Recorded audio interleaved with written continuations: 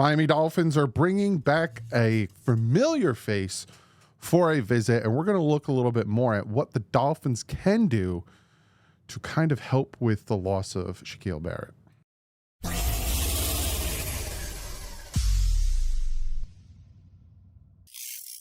What is up, Finn fans? Hope you guys are having a fantastic Sunday and relaxing and all that good stuff. Yes, it was reported by Cameron Wolf. Dolphins will host free agent edge Emmanuel Ogbah for a workout Monday per source.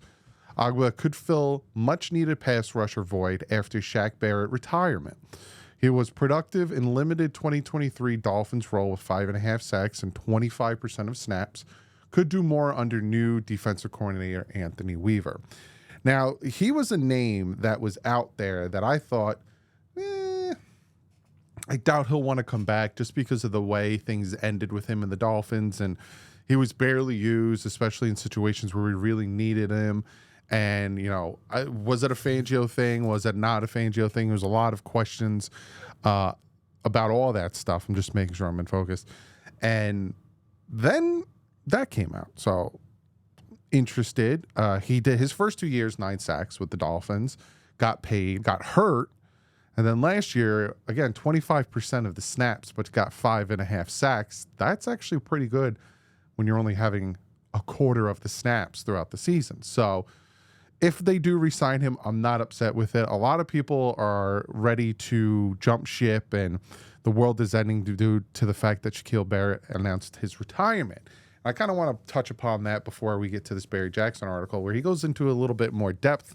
I talked to you guys about guys I wanted yesterday, and then he came out with this article saying, I got a few more for you, Doug, so we're going to look at it.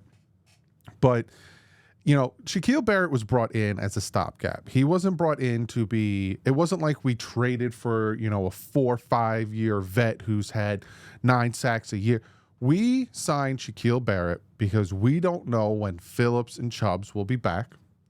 And we also don't know how much, well, this happened before, but obviously there's a reason we doubled down with Chop and Mo in the draft. Shaquil Barrett would have been productive in this defense, but the loss of him, which I respect him going and retiring, this is something he's been dwelling on probably all offseason, is not going to hurt the team. Adding someone like Yannick Ngakoue or Carl Lawson is equal to having Shaquil Barrett on the team. They were all considered stopgaps for when we knew that our injured guys would be back and when we knew that our rookies would be ready to take over the role. So all the people that are, you know, oh, this is so great, oh my God, typical Dolphins, yada, yada. You know how you could tell that the Dolphins are in a good position? Other fan bases with the Jets and the Bills are either celebrating or laughing at this moment because they're afraid of the Dolphins. So it's a good thing. But Barry Jackson came out and said Shaquil Barrett, 2-time Pro Bowler, who is expected to log significant playing time for the Dolphins while the 2 starting outside linebackers recovered from injuries, delivered a stunning news on Saturday. His exit 3 days before training camp leaves Miami without a single accomplished, experienced, and healthy veteran outside linebacker on the roster. He says what he said. Even with Barrett, the Dolphins already were thin at outside linebacker because of the starters of Phillips and Chubbs are recovering from injury. Outside linebacker Cameron Good is also expected to be sidelined because he was injured in week 17. In the meantime, the Dolphins' top healthy outside linebackers are rookie Chop Robinson, Mo Kamara, and Miami Dolphins' 5th-round pick. Other outside linebackers under contract, Quinton Bell, who appeared in 9 games for Atlanta and Tampa, and undrafted free agent Grayson Murphy, and second-year player Zeke Vanderberg. And then there was special teamer Cam Brown that we brought in from the Giants, all this other stuff. So he says among the Dolphins' option at outside linebacker, they can sign a veteran, which seems to be the more likely path. Veteran Carl Lawson, who visited with the Dolphins in April, remains unsigned. The 265-pound defensive outside linebacker / defensive end had 6 sacks for the Dolphins in 2022, but played just 101 defensive snaps, had 5 tackles in 6 games for the Jets. That's pretty good. 6 sacks, 6 games, only 101 snaps. That's good. Lawson, 28, spent the first 4 years of his career in Cincinnati, where he had 20 sacks, 51 games, and 14 starts. Other options would be Emmanuel Ogbah, who remains unsigned after his February release. In some ways, He fits new defensive coordinator Anthony Weaver's defense better than he fitted predecessor Vic Fangio's defense. And that is true. He would be fantastic in that situation. Ogbah had 24.5 sacks in 4 seasons with Miami, including 5.5 last year. Other veteran free agent outside linebacker still available is Tyson Bowers, who had 19.5 sacks and past experience playing with Weaver in Baltimore. Marcus Golden had 51 career sacks, including 4 in 16 games for Pittsburgh last season. Anthony Barr is still out there, 18.5 career sacks. And veteran defensive end Yannick Ngakoue also remains unsigned. He had 69 career sacks, including 4 in just 13 games for Chicago last year. And don't rule out 3 outside linebackers who appeared in the playoff loss for Miami because of major injuries like Melvin Ingram, Bruce Irvin, and Justin Houston. Malik Reed, also who signed to Miami's practice squad for the game after being cut. The Dolphins can use one of their veteran inside linebackers like Jordan Brooks, David Long Jr., Anthony Walker, Duke Riley, Channing Tindall on an edge if needed. And then they can use veteran interior guys like Calais Campbell on the outside. As for Barrett, Dolphins figured. Now, this is where I wanted to get into. So, real quick, recap what he said. There's a ton of options for the Dolphins to kind of figure out what they're going to do.